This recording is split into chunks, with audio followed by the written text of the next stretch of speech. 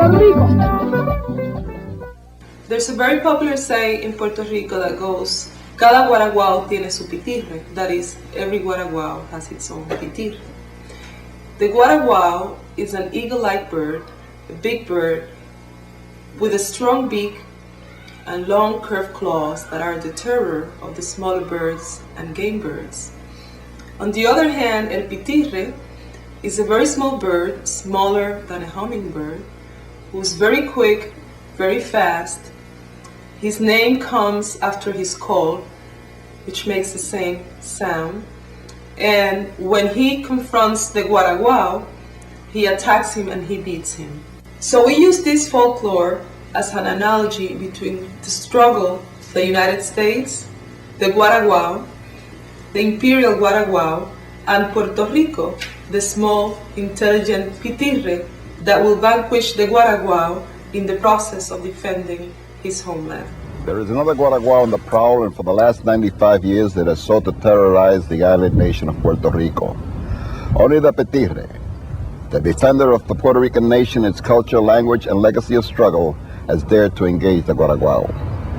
This is a story about some of the valiant Pitirres of the Puerto Rican people, the Puerto Rican prisoners of war, political prisoners. In order to understand this story, let me give you some background. Puerto Rican resistance to U.S. occupation began as soon as the Spanish left. In fact, the U.S. was surprised to find itself fighting Águila Blanca and his guerrillas shortly after they landed. Through the years, the development of resistance took on different dimensions, and in the 1930s, a revolutionary movement spearheaded by Dr. Pedro Albizu Campos, newly elected president of the Nationalist Party, began to challenge the status quo. On March 1st, 1954, Andres Figueroa Cordero, Irving Flores, and Rafael Cancel Miranda, led by Lolita Lebron, entered the U.S. House of Representatives in Washington, D.C., unfurled the Puerto Rican flag, and carried out an armed attack, wounding 5 U.S. congressmen. Puerto Rico has a history of political prisoners. In the last 20 years alone, over a dozen cases of frame-ups, grand jury resistance, and revolutionary protests has led to dozens of individuals, Puerto Ricans, Mexicans, and other Latin and North Americans, going to prison for supporting Puerto Rican independence. All of them have suffered the indignities of exile, torture, prison, and being forced underground for asserting their people's inalienable rights to independence under international law. On April 4th, 1980, 11 Puerto Ricans were arrested in Evanston, Illinois, a suburb north of Chicago, and given sentences ranging from 55 years to life, charged with seditious conspiracy to overthrow the authority of the U.S. government by force of arms. They all declared themselves prisoners of war, refusing to recognize the jurisdiction of the U.S. Who are these men and women? Are they Puerto Rican fanatics, as the mass media alleges? For the answer to that question, let us ask them. What was the charge that brought you to Leavenworth originally? Seditious conspiracy to overthrow the government of the United States in Puerto Rico by force. Can you talk a little bit about the Puerto Rican independence movement and your role in that? Yes.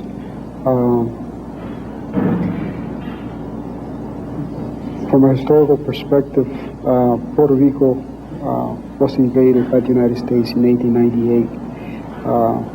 Ever since then, there's been a military presence and occupation, making Puerto Rico a colony of the United States. Not only a colony in the sense of a political, by a political structure, but also by a military structure.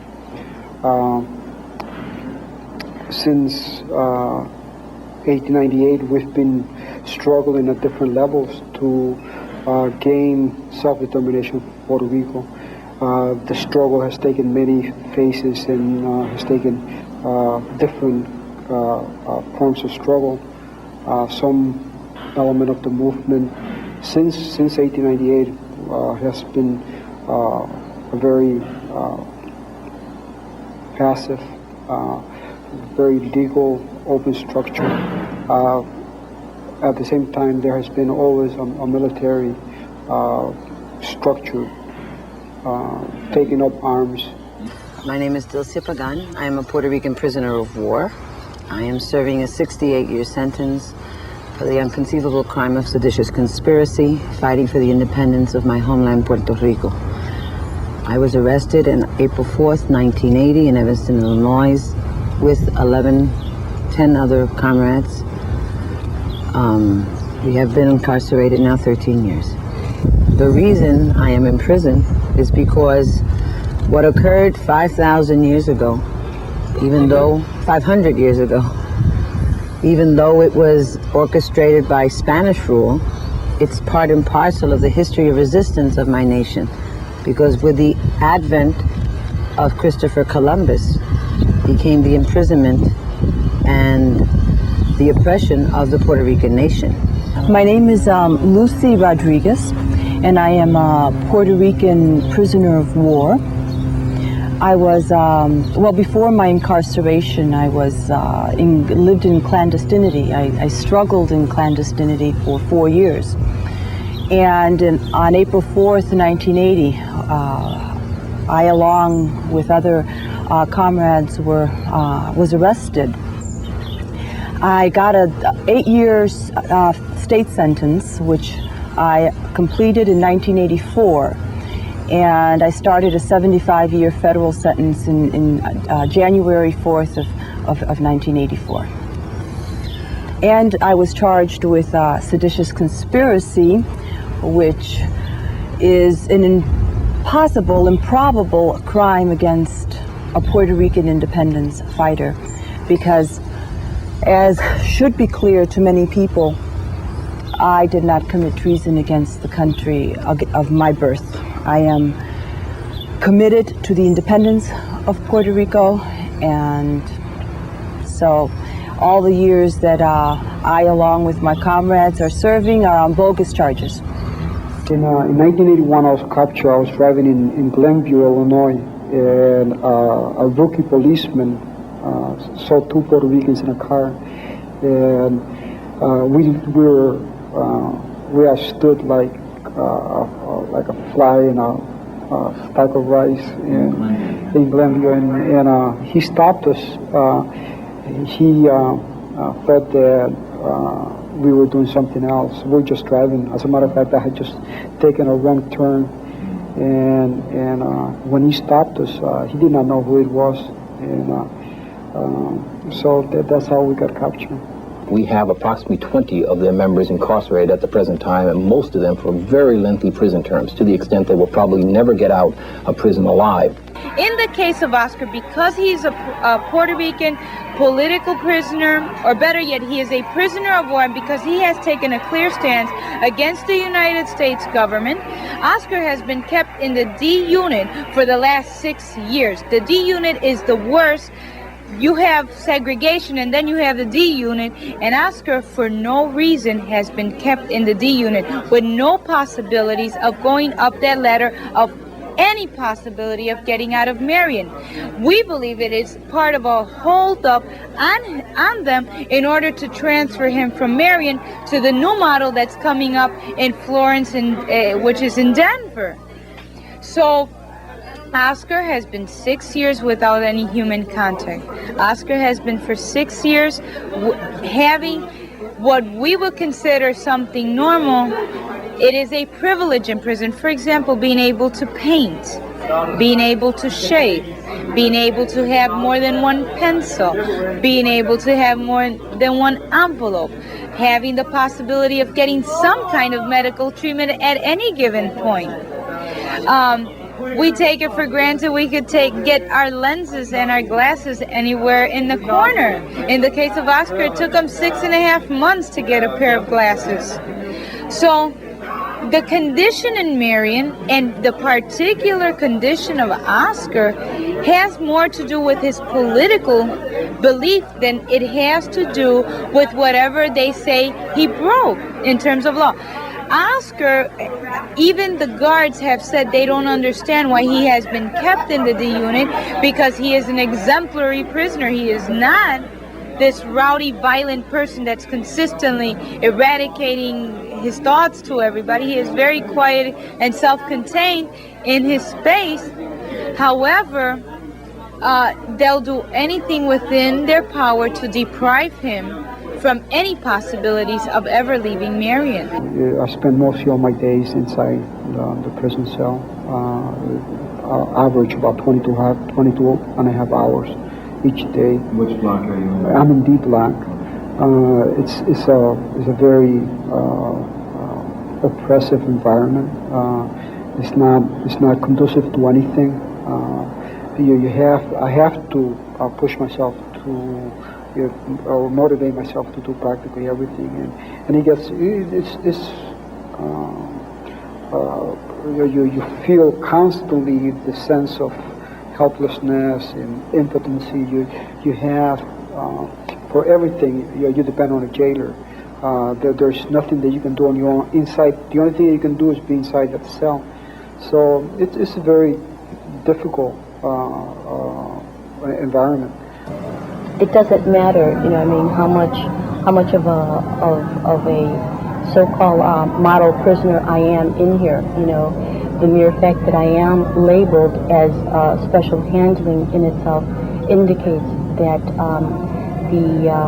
it's like a microcosm basically of how the United States views the independence movement of Puerto Rico, and the reason I'm saying that is because, why should we be discriminated, okay? Or why is it that we have been discriminated for 11 years, and subjected to the most, barbaric situations, being in prison and not, where special, the special handling means, that irregardless of what we do, the so-called privileges that the rest of the population, are able to achieve, is shut basically, and shut in our faces in terms of being able to make any kind of to make the conditions here a little bit more lighter. So for the time that we've been here, if I've been a max security, and if I am basically the oldest guard escort that Dwight has ever had, where I cannot, basically go from one section of this compound here to another unless I have a staff with me at all times, irregardless of the fact that, there's never been any previous behavior, or misbehavior, to merit, that kind of what I call punishment. And nobody else has ever been subjected to being on the max unit unless they have attempted an escape, or unless they have assaulted officers and continuously done something to warrant that kind of punishment. People have to be aware that conditions in prison are getting much more stringent. There's very little being done really to continue the contact between inmates and their communities and their families. I mean, we are a living example. We are here in California when most of our families live on the East Coast or the Midwest. It's a difficult situation. It's an expensive task for our people that do love us, do come and see us. Nevertheless, there is not that, we don't have the ability to have community programs to be able to say, especially people with long sentences, there is really no incentive for long-termers within the prison system. Whenever I step out of the unit, if I were in the visiting room, I'll have to go through a strip search. If I go out to the yard, there's a possibility of coming back from the yard. I'll be strip searched. There's also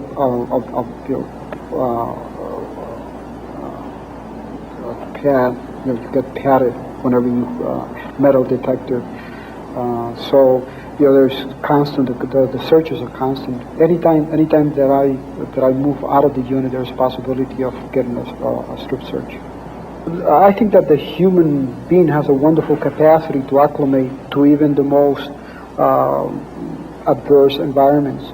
And I think that that's what makes the human being what he is or what she is. I think that we look for ways of strengthening ourselves spiritually, and by spiritual I don't mean the religious connotation, but I mean spiritual in the creative part of the human being. I think that, for instance, like whenever I feel that that there is a possibility of I being defeated spiritually, I'll look for a way to do something creative. I'll either go into doing artwork, or I'll do writing, or I'll do some research. But whenever I get into a point that I feel that the conditions are getting to me, I will move from what I'm doing and get into something else. So it's a way of compensating. Now, how that affects a person psychologically is very difficult, because what am I to compare it with? So I don't have any comparison. But I know one thing, that adverse environments are also a way of, it's a crucible, and you can test yourself, test your willpower and your creative power. I think that probably some of the best writing has been done under adverse conditions. Mucho sabor a Puerto Rico. Yo tengo el alma del saludo, que lleva su ruta errante. Soy feliz como cantante, siempre canto a lo que añoro. Canto sola, canto a coro, en la noche o en la mañana, sin tenerle miedo a nada. Solo al juez que es mi conciencia, voy feliz en la presencia del amor que es pura flama. Cada Guaraguao tiene su pitirre, soy boliviano que no lo confirme. Cada Guaraguao tiene su pitirre, sí señor. Cada Guaraguao tiene su pitirre, soy boliviano que no lo confirme. Cada Guaraguao tiene su pitirre, sí señor. Con sabor a Puerto Rico.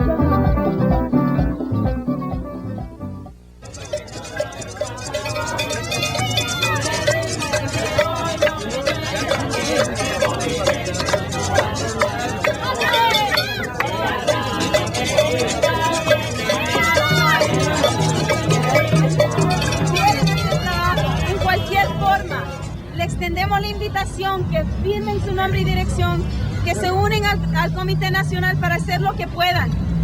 Alguien que venga y nos pinte, alguien que venga y nos pegue, alguien que quiera hablar, lo que usted pueda dar, nos va a llegar al momento que un día vamos a estar aquí celebrando con estos compañeros la libertad. Okay? So, if the common criminals were to be given the same kind of treatment that 23 men and women are given in the prison in the United States, if they were to be treated the way these individuals are being treated, I'll guarantee you there'll be less crime, not only in this city, but in this nation. And that's how I deal with that question. And the message goes out very clearly that these people, in my eye, in my heart, are not terrorists. Like everyone else in this world, there's only one colony left. Correction, 1.5, if you consider Northern Ireland, that should be free also. After South Africa becomes totally free, there will only be Northern Ireland and Puerto Rico remaining as a colony in the 90s. And these people are not terrorists. History teaches us they're not terrorists. They're freedom fighters. We do not lose faith just because at any particular moment, this mathematical equation is against us. We've seen that around the world. Even if we look at the American Revolution, the founding fathers did not sit and do a poll before they decide if they wanted independence. I believe that in the not so distant future, we will see our freedom from prison. I have a lot of feeling for the reasons that we have been brought to prison. I have a lot of faith in the fact that because we are steadfast with the issues of liberation, that we have not been isolated, we will not be isolated, we will have more people beginning to understand why we're here, why we're in prison, and asking for our excarceration. So I don't see that's just on paper. The year 2014 is just on paper. I do foresee our liberation much sooner than the United States government wants. Puerto Rico is a very valuable piece of real estate to this country and to many people that are reaping the benefits of Puerto Rico. So they will feel threatened, but look, we cannot think about them. We just gotta think in terms of what do we need to do? What are we not doing? And then based on that, we'll move ahead. We will win over them. Four of us, Lolita Lebron, Ilvin Flores Rodriguez, Andre Figueroa Cordero, and myself, spent many years in prison. I spent 25 years and a half in prison. I'm here talking to you right now because many thousands of people across the world, including in the United States, start a campaign, just like we are doing now, a campaign for our political prisoner and prisoner of war. The struggle of many thousands of people in Puerto Rico, in Chicago, in New York, many other countries, including the UN, asking for our freedom, brought me here. Otherwise, I still be in prison counting bars. So I want to thank all the people that at that time dedicate so much of their time for my freedom, and I hope that the same people dedicate time for the freedom of Carmen Valentin, Dilcia Pagan, and other Puerto Rican, Luis Rosa, other Puerto Ricans who are in prison today, and they have been there for 13 years, and they are people fighting for their people. They are not criminal, they are patriots fighting for freedom fighting. And I hope that the people who happen to see this get involved themselves somehow in the campaign. The prison system in this country, for people on the outside, it's very difficult to understand the phenomenal dynamics of prison. I spent some time when I was on the outside. I used to go to Stateville. I used to teach, and I was also a counselor. I used to go there. First it was 3 times a week, then it was once a week. And I used to leave. I would be there for 3 hours and walk out. And I thought I had some knowledge or some idea what went on in prison. I think that it is totally different. I think that the level of dehumanization in prison is great, and I think that it's turning for the worse. I think that we're faced with the way the prisons are dealing with prisoners is not in any way, shape, or form to improve the prisoners, not in any way, shape, or form any type of work to enhance his humanity or his developmental stage. It's not any way to make him a better human being. There is this inherent need to be free.